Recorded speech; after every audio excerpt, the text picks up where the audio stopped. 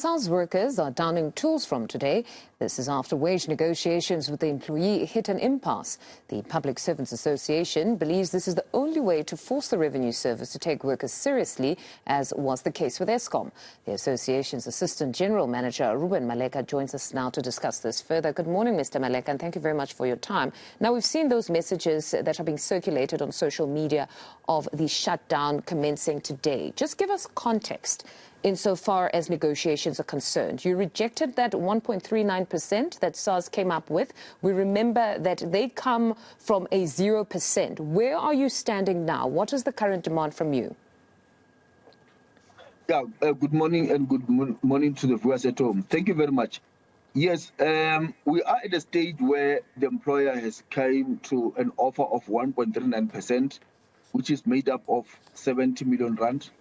And also, initially, they made an offer of 430 million, which is a once-off bonus. We have rejected that particular offer.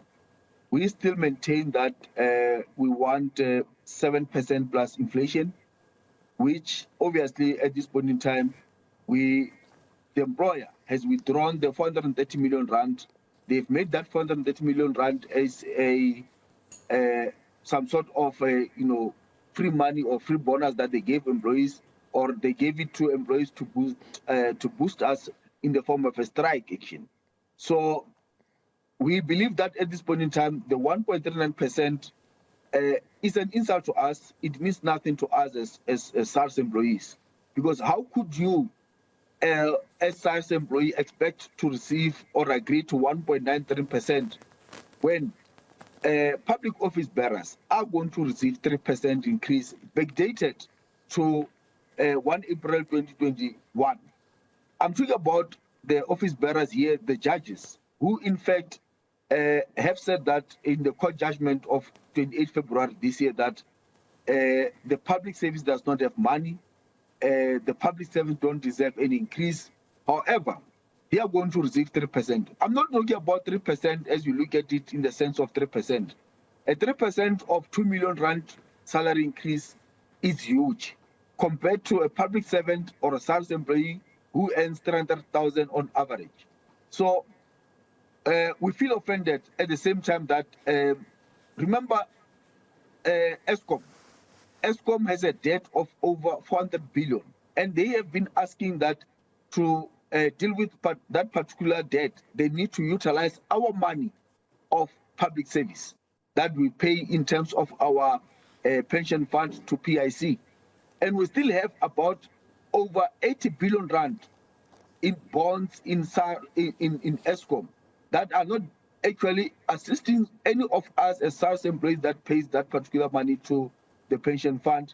However, the same Eskom, which has in fact collapsed, they managed to get 7% salary increase. But the SARS employees who have made sure that the fiscals are being collected, they've made sure that the target amount that has been set is over by 30 billion rand, but they are not at least being given at least an inflation-related increase so that they can afford transport, they can afford to go and collect more monies for the next financial year.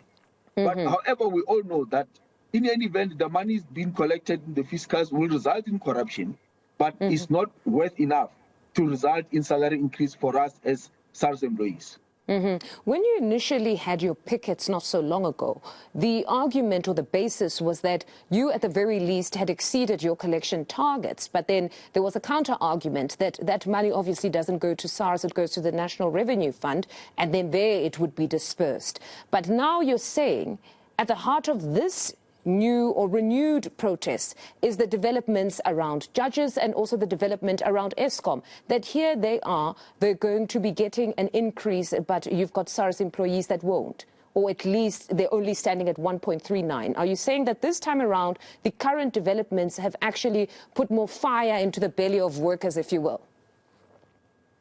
Definitely, it's undermining. It's undermining for SARS employees, like you're saying, that they've managed to go beyond the call of equally collecting fiscals.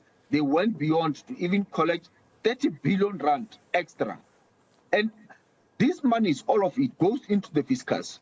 They pay judges, they pay SARS employees, they pay everybody who works for the public service, including ESCOM. Remember, ESCOM is a parastatal of the state. They also receive money from the same basket, which is the fiscus, the money collected by SARS employees.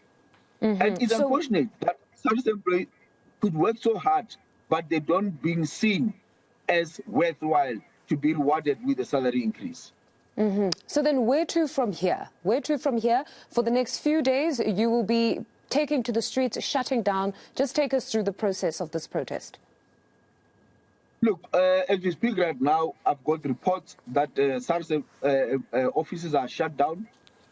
We are now pushing to see that all border posts, the custom officials also total shutdown.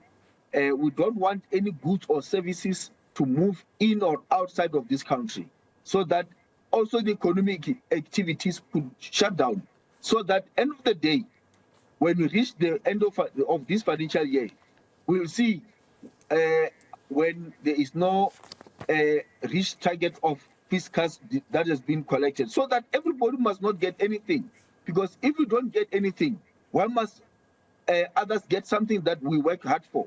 So it means that end of the day, let SARS be shut down. Let there be no any tax collections. Let there not be no any target reached in terms of fiscus. And at least those who are looting, those who are being rewarded, will also be worried that they're not getting anything, as much as we are also not getting anything as SARS employees. Let all of us get nothing. No, it's a very difficult situation. Ruben, hopefully you do find each other at the negotiating table. Public Servants Association Assistant General Manager Ruben Maleka there. Now